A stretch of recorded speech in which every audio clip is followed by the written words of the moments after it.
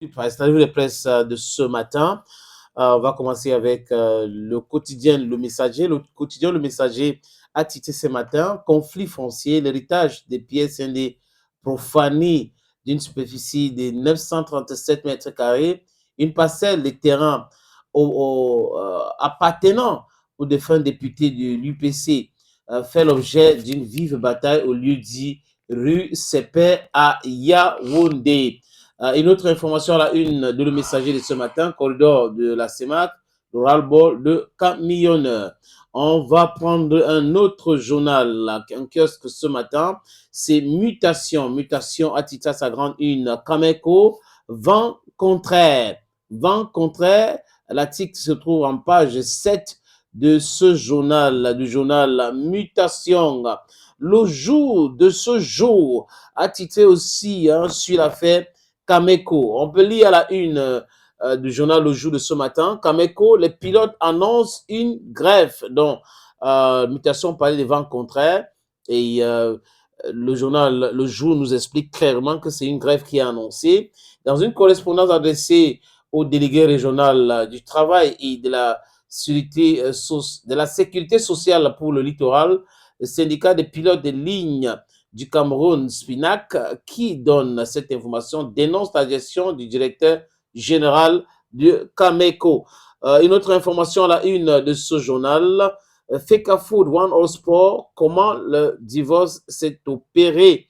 Et le journal rend hommage à Benoît Bidjoka, dont le journal se trouve en kiosque, c'est à 400 francs et 200 francs pour ceux qui veulent de soft copy.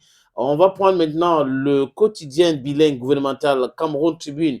Cameroun Tribune est en kiosque ce matin et Cameroun Tribune a titré à sa grande une Cameroun, Guinée équatoriale, on se parle.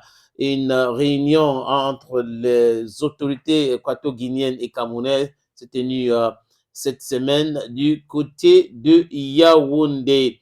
Allez-y acheter ce journal et en page 5, vous allez trouver l'article. L'envoyé spécial du Cameroun Tribune il nous a proposé cet article. Nous a repéré cette information très importante. Repère en kiosque ce jour, nous envoie au niveau de la CCA, entreprise, 841 milliards de francs CFA de dettes publiques. Grave, de chez grave, même non. On sait que le ministère a déjà communiqué sur l'empreinte d'argent. Peut-être que ça va aider à éponger cette dette de 881 milliards de francs CFA. Défi actuel en kiosque ce jour. Affaire Glencoe, l'OMIFI et le TCS aux trousses de coupables.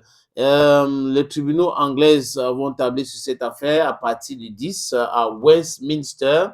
On apprend que certains ex-employés de la société Glencoe ont déjà donné le nom de certains Camerounais qui ont pris de l'argent. On parle là des 7 milliards qu'ils ont donné, les 7 milliards de francs CFA. Il y a eu une communication au niveau de la SNH et aujourd'hui la pression monte, ça monte, ça monte, ça monte.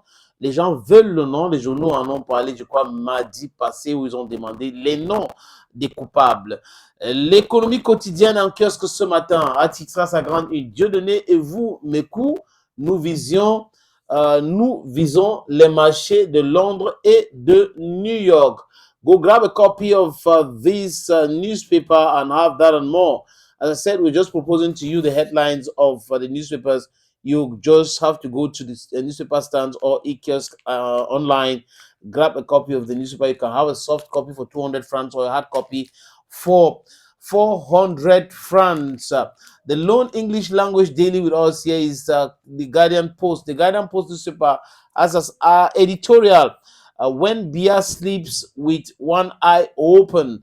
And then the paper also announces the demise of a CRTV journalist. I will have this other information. CRTV journalist knighted for excellence. Thank you for listening.